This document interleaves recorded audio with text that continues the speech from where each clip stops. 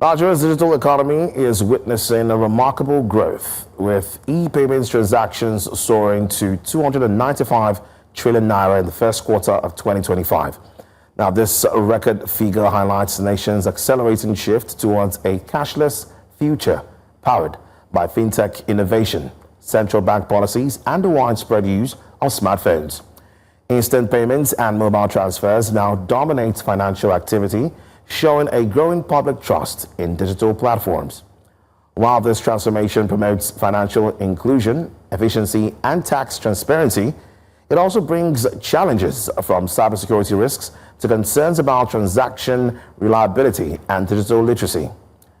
As Nigeria cements its place as Africa's fintech powerhouse, the question remains, can infrastructure and regulation keep pace with this digital payment revolution? Right now, Gbeminiyi Onipede, Technical Product Manager and Business Analyst, joins me to unpack this positive development recorded in Nigeria's digital space. Thank you so much for joining, Gbeminiyi Onipede. Now, what does the 295 trillion naira in e-payment transactions reveal about Nigeria's financial landscape in the first quarter of 2025? Thank you for having me. I must say it's a truly remarkable experience, and it tells us that Nigeria's economy is becoming increasingly digital. Over 295 trillion moved through payment channels just within the space of 3 months is truly remarkable. And when comparing it to last year's performance, it posts over 20% jump. And this shows that Nigerians are beginning to have increased confidence in digital system, and it also reflects an expanding access to banking and fintech services in Nigeria. And clearly, it's a clear shift away from cash, as you will see large businesses and everyday customers are now embracing payment platforms as the new normal.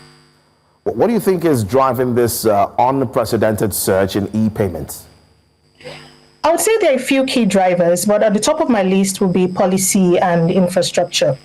Now, the CBN's cashless push campaign, which happened, I think, last year and earlier into this year, was very stringent and I would say very effective to the extent that it led to scarcity of cash, compelling people to look for alternative means to make their transactions or make their payments. Thankfully, this was supported by the state-of-the-art infrastructure provided by NIBS and other fintech organizations, and which made this shift seamless and faster.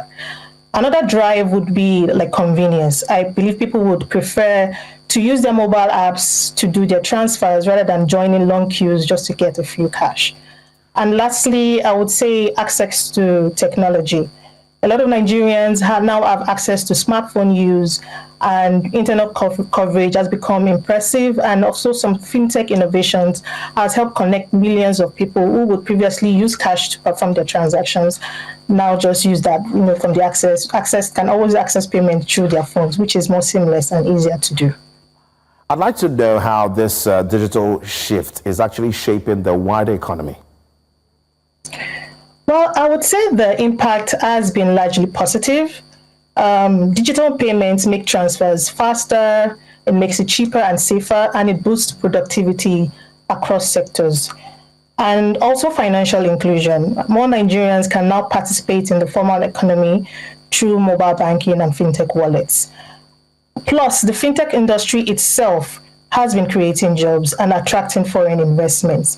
And of course, this has its way of improving the economy. Of course, as a country, we need to invest in cybersecurity and more reliable digital infrastructure in order to sustain this growth. I hear you on that. But then again, are there potential risks in this rapid move towards a cashless society? Yes, absolutely. It is important that we address them early. On the top front of the risk, is network reliability and power issues, which are factors that actually impact the success rate of these platforms, and downtimes can be frustrating, as well as cybersecurity and fraud risk. This has been on the rise. As more monies are being moved online, you would see a surge in fraud risk and cybersecurity. That's why like I said earlier, it is important that we invest in policies, consumer protection regulations that will help sustain this trust that Nigerians have developed in adopting this platform, and will also sustain the growth of using digital platforms. I want to express my gratitude to you, Gbeminiyi Onipede, for having this conversation with us. Thank you very much for having me.